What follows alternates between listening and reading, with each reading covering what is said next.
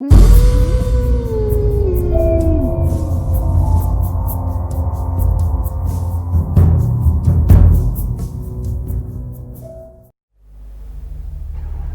everyone, Adrian here. Today I'm back with short scary stories that will keep you up. Watch till the end so that you don't miss any part of the stories. Now let's get into it. Cheap Motel. The Cheap Motel is a spooky urban legend about two friends from college who need accommodation for the night. This story was first told in Latin by a Roman philosopher named Cicero around 50 BC. There were two young men who were students in the University of Chicago. For spring break, they arranged to visit some friends in another city. One of the students was staying in a house with some people he knew, but due to some confusion, they didn't have a bed for his friend. After some discussion, the friend decided to stay at a cheap motel instead. That night, they went out for drinks at a local bar and ended the night in a popular nightclub. It was almost 4 am by the time they decided to call it a night. The first guy said goodbye to his friend and walked back to the house where he was staying. That night, as he lay in the bed, the student had a horrible nightmare.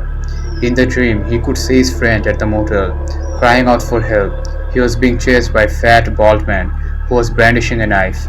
The student watched in horror as his friend was cornered by the man and viciously stabbed to death. The dream was so horrifying and realistic that the student woke up in a cold sweat. He lay in the darkness, trying to catch his breath and attempting to convince himself that it was just his imagination. After calming himself down, he managed to fall asleep again. However, this time he had another dream in which he saw the same fat bald man dragging his friend's dead body out into a parking lot.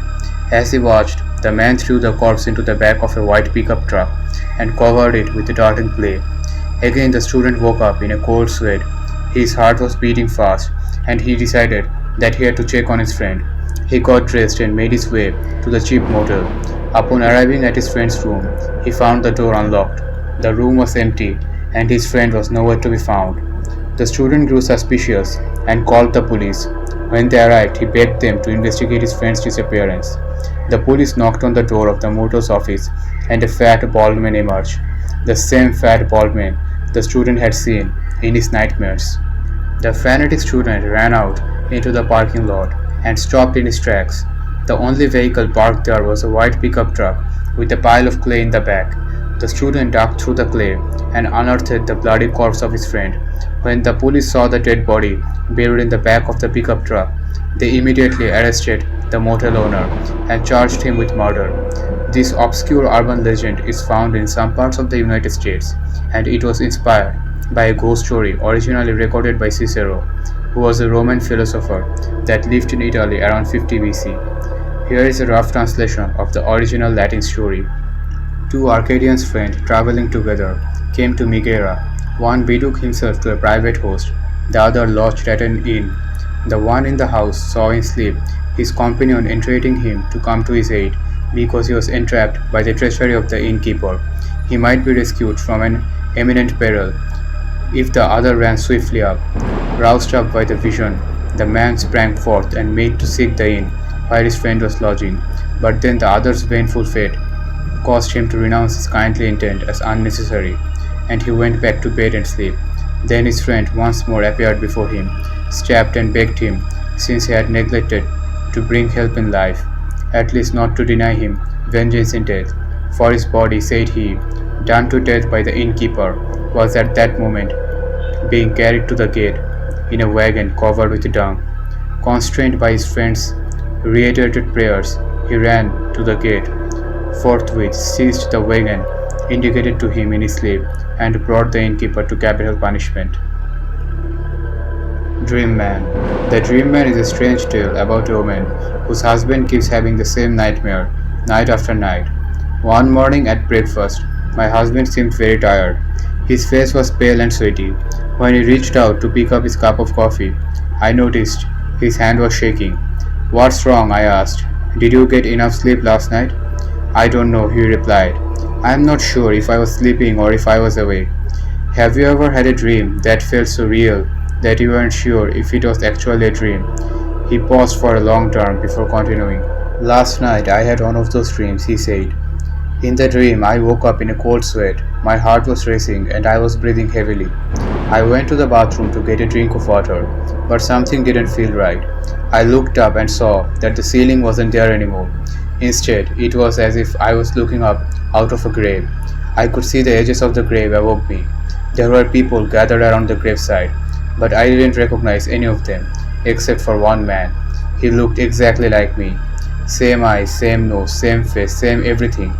He bent over the grave and peered down at me. A broad smile spread across his face, and he said, "You have lived long enough. Time to let someone else live for a while." I went back to the bedroom and lay down in bed.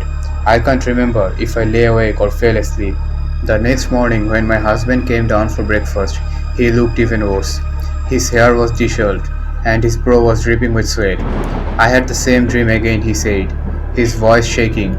He wouldn't say anything more, but as he left for work and kissed me goodbye, I could see the fear in his eyes. I began to get very worried.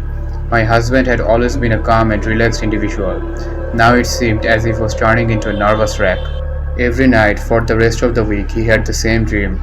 Each morning before he left for work, he would tell me about the dream. His face grew grey, his eyes became haunted, and he began looking gaunt and sickly.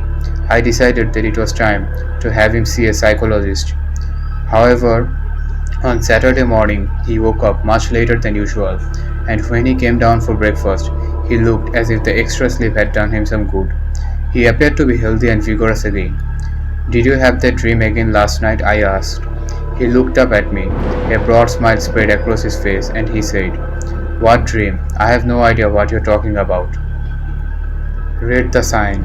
Read the Sign is a spooky story about a woman and her daughter who see something creepy on TV one night.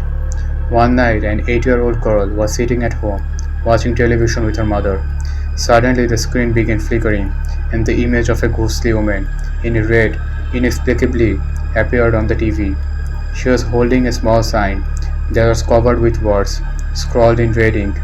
It read, "This is a special announcement. Parents, please send your children to bed immediately." The mother was worried and told her daughter to go to bed. The young girl protested, but the mother remained firm. She grabbed her daughter by the arm and led her into the hallway. The girl meekly walked up the stairs to her bedroom, and the mother returned to the living room. When she looked at the TV again, the woman on the screen was holding a new message. It read, "Please wait." The mother sat patiently on the sofa, waiting for the special announcement. After 5 minutes passed and nothing happened, she began to get bored. Just then, the woman on the screen displayed a new message. The writing was tiny and very difficult to read. The mother inched closer to the TV, trying to make out the words. The sign read, "Thank you, your children are now dead." The mother was horrified. She ran upstairs and burst into her daughter's bedroom. She found the young girl lying in bed, with the covers pulled up to her neck, and breathed a sigh of relief. As she watched her daughter sleeping, the mother noticed that something was wrong. The blankets on the bed were not moving. Her daughter wasn't breathing. Slowly she walked over to the girl's bedside and pulled the covers. She recoiled in horror and began screaming. On the pillow lay her daughter's severed head. Her body was nowhere to be found. More than 500 children died that night. The police couldn't trace the strange television broadcast, and the woman holding the sign was never identified. Thank you all for watching. If you liked the video, please subscribe to our channel and comment your thoughts about this video.